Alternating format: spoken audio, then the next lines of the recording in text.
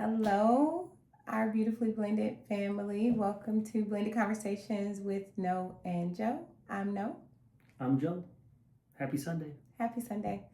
So, we have been missing here for a couple weeks. I think we had Easter, then we had something else going on the following Sunday. Life. So, life is life. Life be life. But we are happy to be back with episode 9. So, we're almost at 10 episodes, and certainly want to thank those of you who have been tuning in and those of you who have subscribed to the channel already.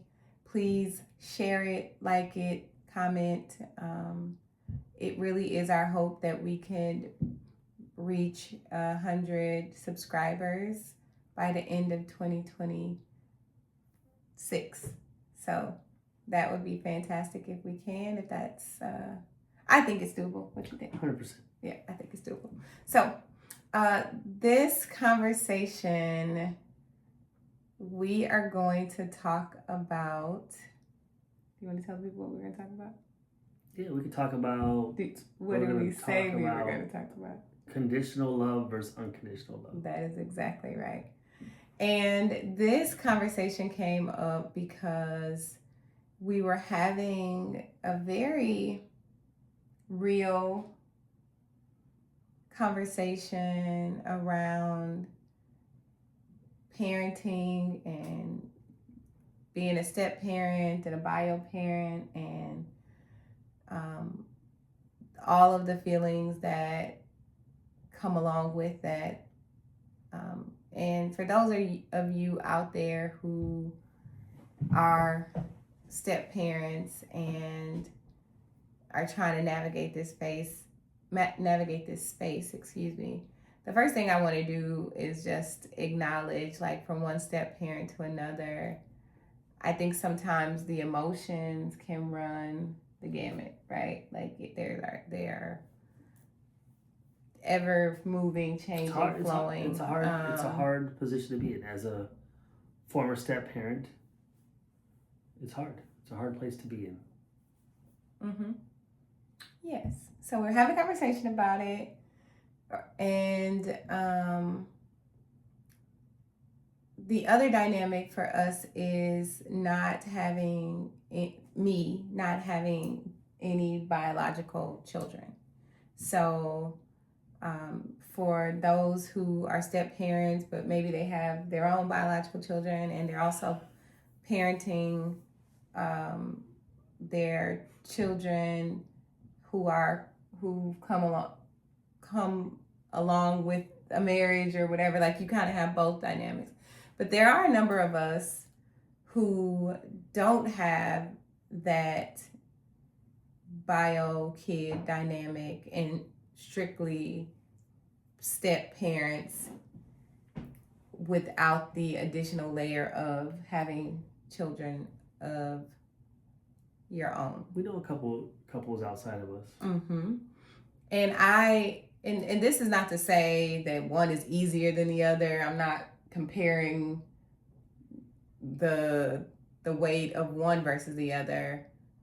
I'm just saying that it can be a different layer to add to the conversation. So, nonetheless, when we were talking about it, what struck me in our conversation was your perspective around being a parent and saying, as a parent, you have unconditional love for your child.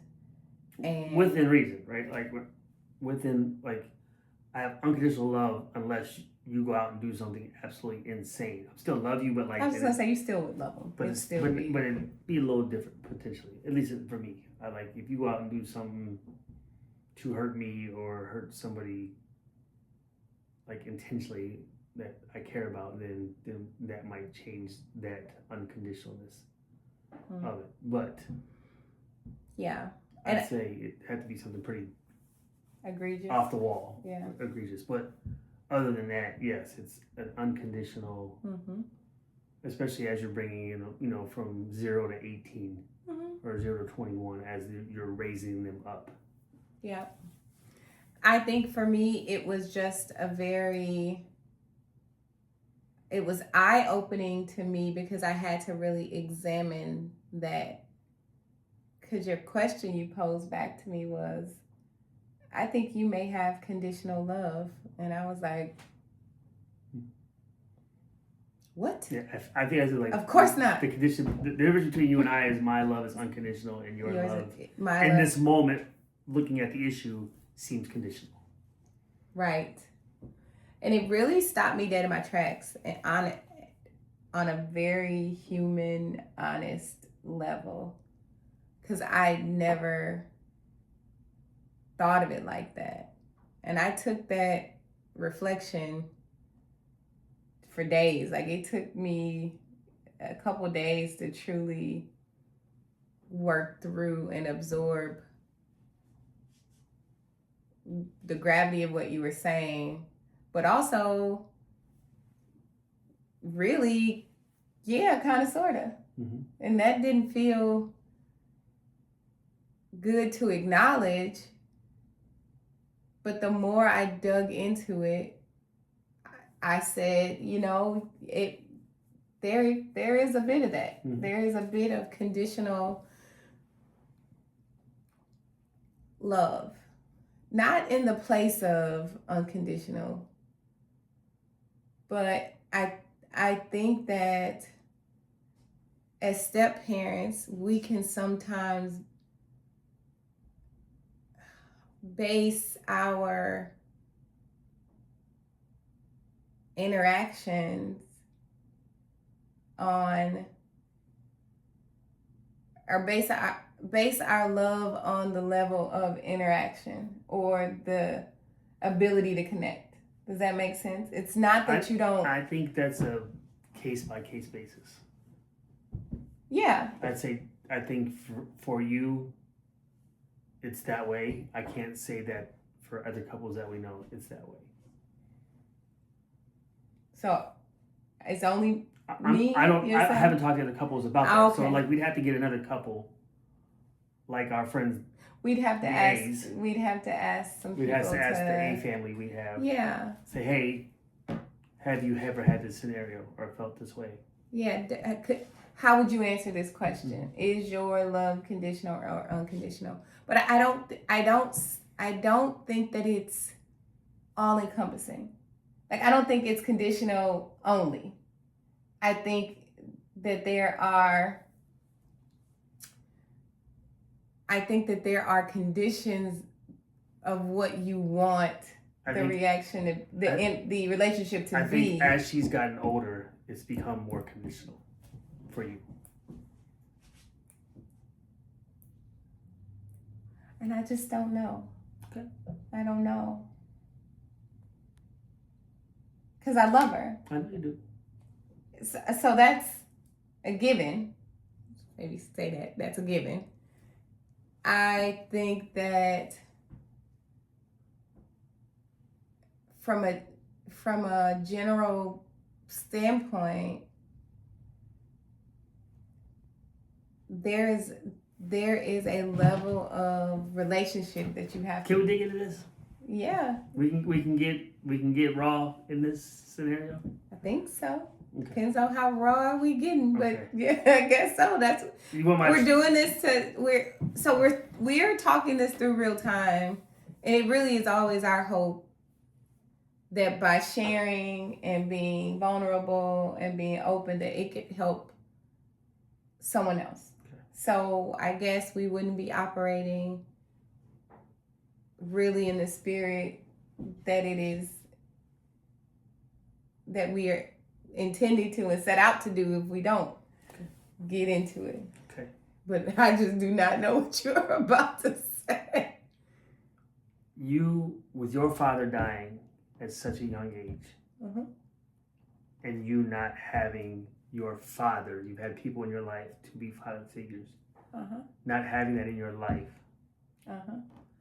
and you see how good of a father I am to Journey, mm-hmm. and how much you would have loved to have that in your life as your father. that it incenses you, it bothers you, it hurts you, because you know how good of a father I am, and Journey's not really realizing how good of a father I am, or she does things that hurt you because you would give anything to have that relationship with your father if he were here, or have that father relationship. So a lot of what you deal with is like, oh my God, Journey, your dad is so amazing. I can't believe you don't do A, B, C, D, F, G. But the reality situation is because get some tissue, y'all. Hold on one second. No, fine. Reality situation is because we don't know what we got till it's gone, right? So I am the normal for Journey. Like, so I've always done the things that I've done. So it's not special to her because that's just what I do. And it's not until she gets in situations where other people don't have a dad, or she gets into a situation, whatever that is, or whatever, that she would then realize, oh my God, like, my dad was awesome, and my stepmom did a really good job of helping him raise me, and then my mom did the best she could, and all the scenarios. But when when it's your normal, it's hard to see how good you had it. And I think that happens in every aspect of our lives, and especially in marriages, is like, you really have to check yourself, because you'll tend to lose that. Like with our marriage, like, I have an amazing wife and I appreciate you and I do the things, and sometimes I'll get snippy or I'll get short, and that might upset you, but it's just because you've always been supportive, you've always been great, you've always done the things, and that's my normal. So then I'll go talk to somebody else and I hear the things that they got going on. I'm like, man, let me tell my wife I appreciate her, because I'm hearing stuff over here, and you're like, whew, I don't have any of that, right? And even like, you'll go somewhere and you're like, oh yeah, I gotta fill up my tire, or I gotta do this, or I gotta do that, or I gotta do this, or when I get home I got this, and you're like, man, my husband does really, even though he tap dances on every single nerve that I have, at the end of the day, if I know I call my husband, I'm gonna have that. He's gonna take care of it if he can. There's the only time I've not been able to do it is if I'm out of town before I'm at work. But now with my schedule, that's not going to be a problem. But like, it's never been a scenario where you haven't been like, hey, I need something, and I haven't been there. So for her, I think that. So I think for you is a lot of that is that, right? If we get into the weeds of it, right? Which is a hard thing to get into the weeds of. Yeah. But that's just my 2 cents, right? And it's and this is the raw, this is the emotion, this is the stuff that we're here to talk about, and it's hard to talk about that in general, right? But when all of this stuff goes down, that's what I saw.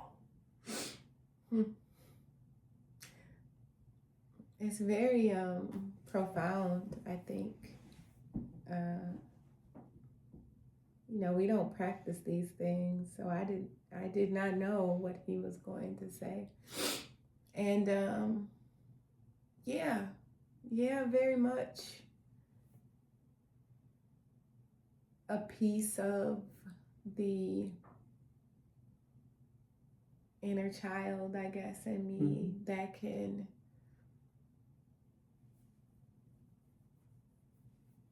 see that to have a dad, an active dad, a dad that is present and tries earnestly to do all the things and be all the things, is the things that I see that you do, and how you try to show up, and how you try to parent, and how you try to be there. You're 100% a girl dad. Without a doubt.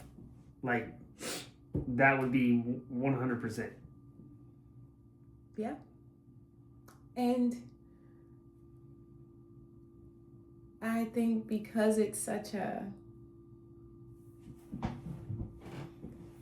because so many young girls don't have that Mm-hmm. and never get to see and experience it. It's heartbreaking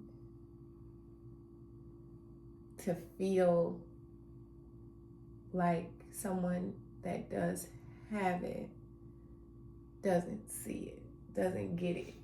And that comes with time. I think that from comes with time and with experience. you're saying that, and but recognizing in this moment that comes from a deeper place in me. Mm-hmm. Dare I say a vulnerable place?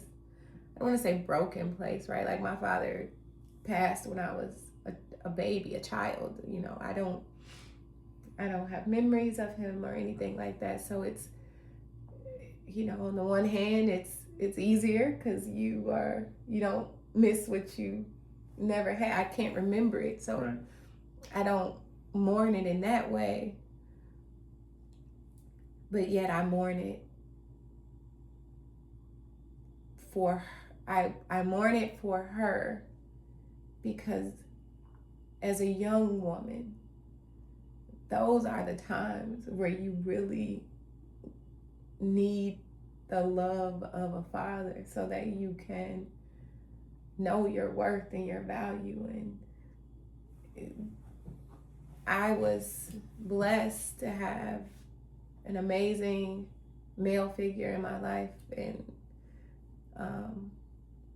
my uncle who amazing pseudo dad, yeah. right? Like for all intents and purposes, he is 100% that figure and that voice and that person, and I thank God for him. Mm-hmm. To be just a man of character and integrity and all the things, but yeah, I mean, all I can say is you're right in terms of where this probably truly stems from or comes from, or what it's rooted in. Mm-hmm. And I probably have to do a better job of not projecting mm-hmm. that. I think acknowledging is the first step, and that's huge, onto her. Yeah. But I do think let me not say but. Yes, and yes, I need to do a better job of not projecting that sort of deep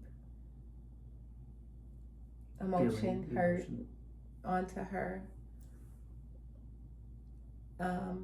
Because in doing that creates I think deepens a divide or creates a storyline that may not need to be created. I also would like to just acknowledge that there are certain parts of relationships that are conditional. And it's not conditional because you're meant to be a bad person or meant to not love the other person, but how people stay safe emotionally is creating, I think what we would call it is walls, right? Mm-hmm. You create these, and you do it because you are trying to really put up armor to protect yourself because you don't want to be hurt or have your heart broken or have your feelings hurt and things like that. And so another way of looking at conditional love is trying to put up armor and protection. So if we have good interactions and we are cool and vibing, then great. And if we're not, then that's when I put up the walls, because then that means it gets sticky and ugly and I gotta navigate my way through it. And maybe I'm not able to, maybe I'm not emotionally regulated enough to be able to navigate that, or for some people they simply don't want to. I think you are ready, right? It's just the things of just navigating it, right? That's all it is. So I can say that, but even in interpersonal things, when people have conditional, again, sometimes the conditions are protection. Sometimes the conditions are... I'd say a majority of the time, I'd say almost all the time, is some type of, the condition is for protection. And a protection based off of some type of something that person has experienced in their life. Coming from a very personal place. Yes. And I think we have to be able to acknowledge that both things can be true. I can love you and I can have conditions to figure out ways to navigate the relationship with you.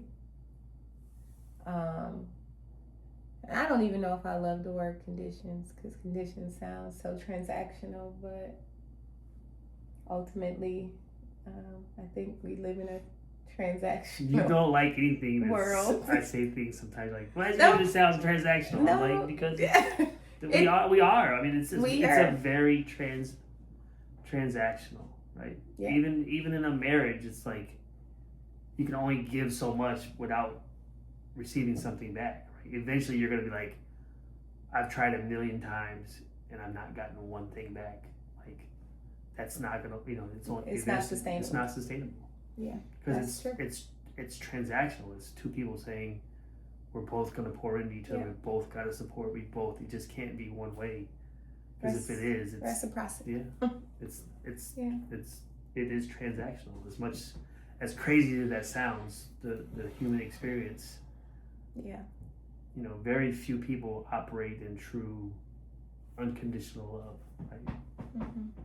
Towards other people. Try as they might. Yeah. Well, I will say thank you for saying the things, the call out, because sometimes when we're in it,